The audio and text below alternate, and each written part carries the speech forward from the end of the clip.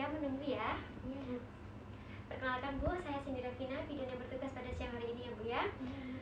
Kalau boleh saya tahu, apakah benar Ibu dengan Nyonya K? Iya Bu. Dengan usia 24 tahun ya Bu ya. Iya. Nomor pasien P1A0 postpartum hari pertama. Oh, Ibu sedang masa menyusui ya berarti ya. Iya Bu.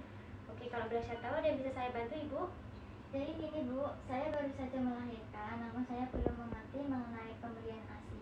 Oh baik, kalau begitu sebelum saya melakukan konseling tindak lanjut kepada Ibu, saya mencuci tangan dan menutup tirai terlebih dahulu ya Bu ya. Iya Bu. Permisi Ibu.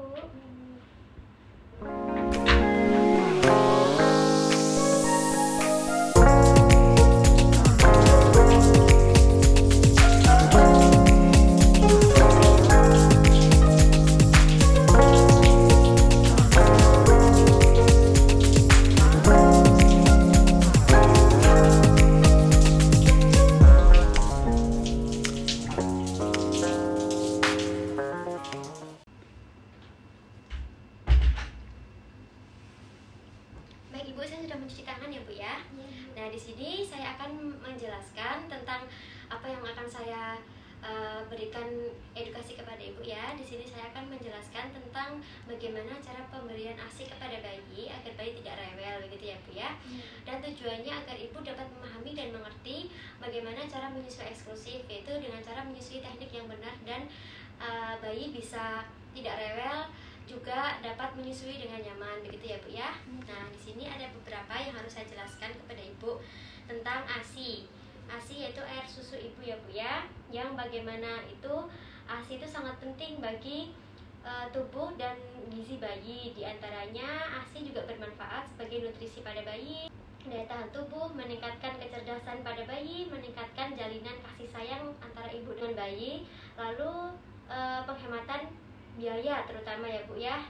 Lalu di sini saya akan menjelaskan tentang zat kekebalan dalam ASI untuk bayi, yaitu ada faktor bifidus, yaitu mendukung proses perkembangan bakteri yang menguntungkan dalam usus bayi dan dapat juga mencegah pertumbuhan bakteri yang mengikat, begitu ya Bu ya. Lalu ada Lactoferrin yaitu mengikat zat besi dalam ASI sehingga zat besi tidak digunakan oleh bakteri patogen untuk pertumbuhannya.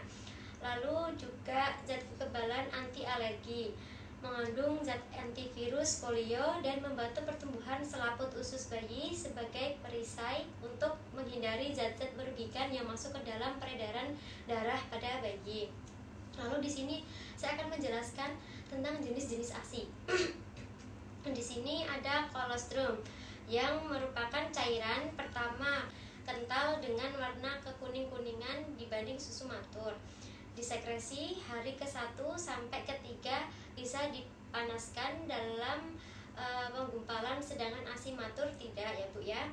Lalu merupakan pencahar yang ideal untuk membersihkan mekronium dari usus bayi yang baru lahir dan mempersiapkan saluran pencernaan makanan bayi bagi makanan yang akan datang. Lalu lebih banyak mengandung karbohidrat, protein, mineral, antibodi, pemberian perlindungan bagi bayi sampai umur 6 bulan dibandingkan ASI matur, gitu ya Bu ya. Nah, ada pula hal lain dalam pemberian ASI ini, yaitu dengan cara air susu masa peralihan. Dalam air susu masa peralihan ini merupakan ASI peralihan dari kolostrum sampai menjadi ASI yang disekresikan dari hari ke-4 sampai hari ke-10 ya Bu ya. Lalu untuk kadar proteinnya makin rendah, sedangkan kadar karbohidrat dan lemak semakin meninggi ya Bu ya untuk ASI peralihan. Lalu untuk air susu matur merupakan air susu ibu yang diekspresi pada hari ke-10 dan seterusnya, komposisinya relatif konstan dan merupakan cairan berwarna putih kekuningan yang diakibatkan warna dari cakasin, riboflavin, dan korten yang terdapat di dalamnya. Tidak menggumpal jika dipanaskan ya Bu ya untuk ASI matur. Lalu terdapat antimirebol faktor antara lain yaitu antibodi, kekebalan terhadap infeksi. Lalu ada juga protein dan hormon-hormon lainnya. Nah itu tadi macam-macam dari penjelasan mengenai air susu ibu. ada kolostrum, air susu peralihan, dan air susu matur ya Bu ya.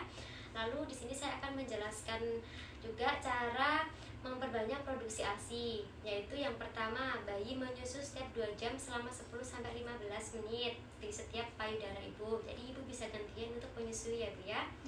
Lalu bangunkan bayi, buka baju atau gedong yang membuat rasa gairah dan dilakukan selama menyusui. Lalu pastikan bayi menyusu dengan posisi yang baik, menempel pada ibunya dan menelan secara aktif. Lalu, jadi apabila ibu ingin menyusui bayi harus berada di dekat ibu ya Bu ya, ditempelkan dari perut ibu ke perut bayi, begitu ya Bu ya. Lalu kemudian susui bayi di tempat yang tenang, nyaman, dan mudah setiap kali menyusui. Lalu untuk tidur bersebelahan atau berdekatan dengan bayi ya Bu, sehingga dapat menyusui setiap saat apabila bayi sangat membutuhkan. Lalu cukup istirahat untuk ibu dan bayinya, harap untuk cukup beristirahat ya Bu ya. Lalu di sini langkah selanjutnya saya akan menjelaskan cara peneraan ASI dengan tangan.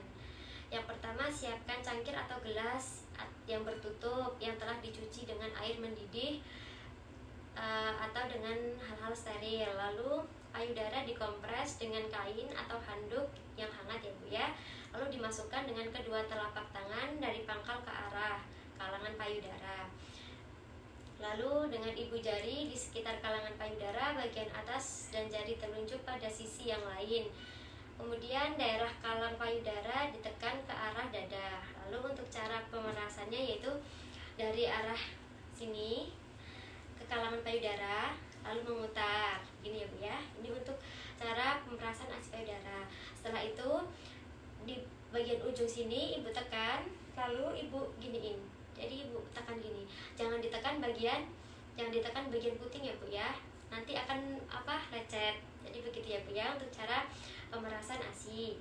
Lalu ada juga gerakan ini diulang pada sekitar kalangan payudara pada semua sisi ya Bu ya, agar yakin bahwa ASI telah diperas dari semua segmen payudara.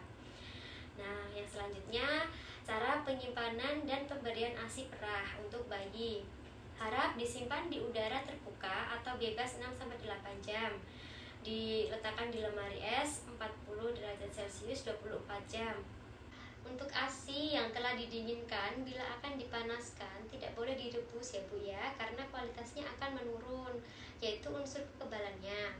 ASI tersebut cukup didiamkan beberapa saat di dalam suhu kamar agar tidak terlalu dingin atau direndam di dalam wadah yang telah berisi air panas. Memberikan ASI perah dengan menggunakan sendok, begitu ya Bu ya. Lalu yang terakhir yaitu saya akan menjelaskan cara penerapan ASI eksklusif pada ibu yang sedang bekerja.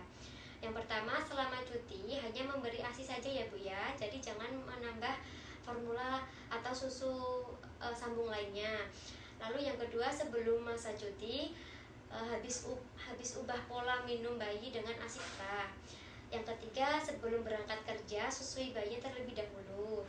Lalu yang keempat, selama di kantor perah ASI setiap 3-4 jam agar ibu mendapatkan ASI ya Bu ya. Lalu yang kelima, simpan di lemari es dan dibawa pulang. Jadi ibu bisa kayak nyambi gitu di kantor gitu ya Bu ya. Terakhir yaitu setelah ibu sudah pulang lalu dihangatkan dan diberikan menggunakan sendok pada bayinya, begitu ya Bu ya. Itu yang bisa saya sampaikan mengenai ASI eksklusif. Apakah ada yang ditanyakan lagi Bu? Tidak Ibu. Baik, berarti Ibu sudah jelas ya. Kalau Ibu sudah jelas, saya akan bertanya kepada Ibu. Tadi untuk penyimpanan ASI eksklusif atau ASI perah bagaimana ya Bu ya? Disimpan di udara terbuka atau bebas 6-8 jam. Betul. Diletakkan di lemari es 40 Iya, betul. Celcius Ya, 24 betul. jam. Di lemari pendingin atau beku kurang lebih 18 derajat Celcius 6 bulan. Ya, oke.